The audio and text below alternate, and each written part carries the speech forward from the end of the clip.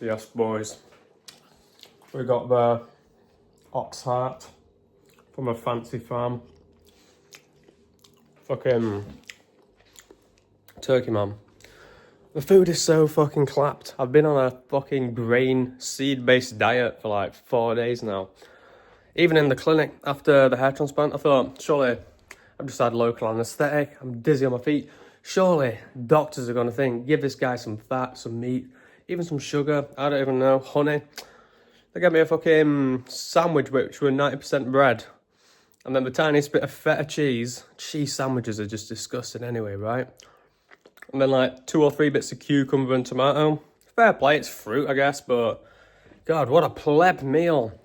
And every place I went to eat, if there was meat or eggs, it was the most overcooked shit I've ever fucking had in my life. Like, I literally had to chew the eggs and then drink water just to swallow it. And any of the meat, I may as well have just been eating a fucking rock of coal at some points. Like, I just taste all the burning. And that's funny, but I actually do still eat raw meat. But having not had access to raw meat, cooked meat, I still eat cooked meat.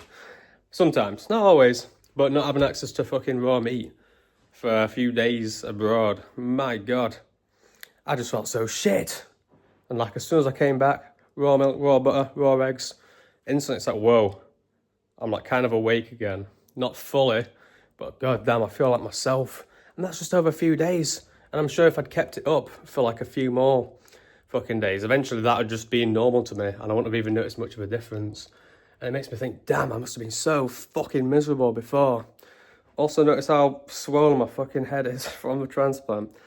Like, people have even pointed this out to me in the past. I'm always like raising my eyebrows. Look like Megamind if I do it now.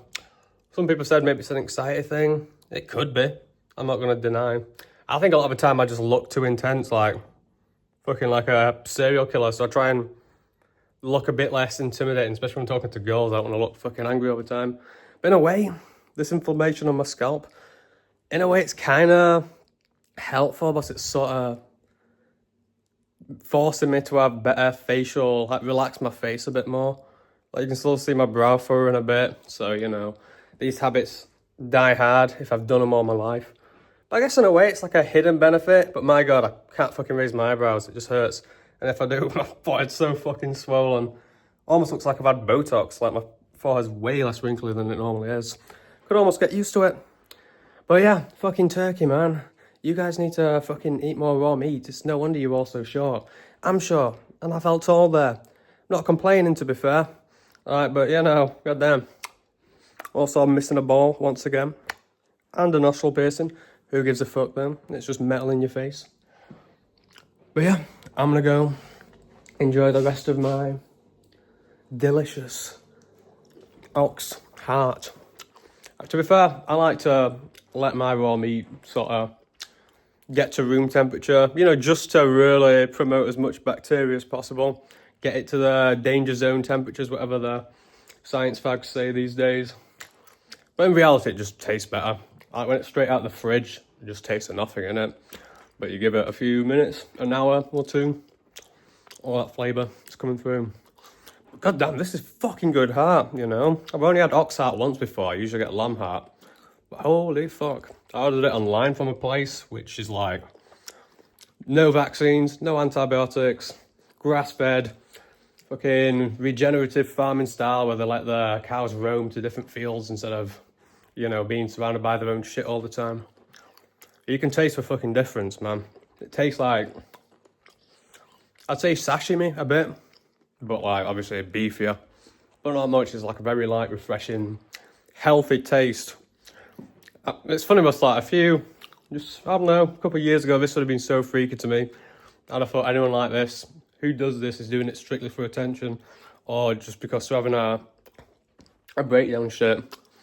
I guess the latter's kind of true. Generally, the most people who seem to eat raw meat or turn to it are ex-vegans or ex-super plant-based eaters, vegetarians, people with eating disorders, or people who struggled.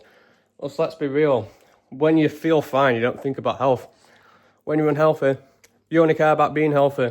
And sometimes, for some of us, myself included, you get to a point where you're just at wit's end and you're either going to be doing something permanent that you can't change and terrible for yourself, taking your own life and whatnot, or you're going to be willing to try everything. And I guess for me, that was sort of it.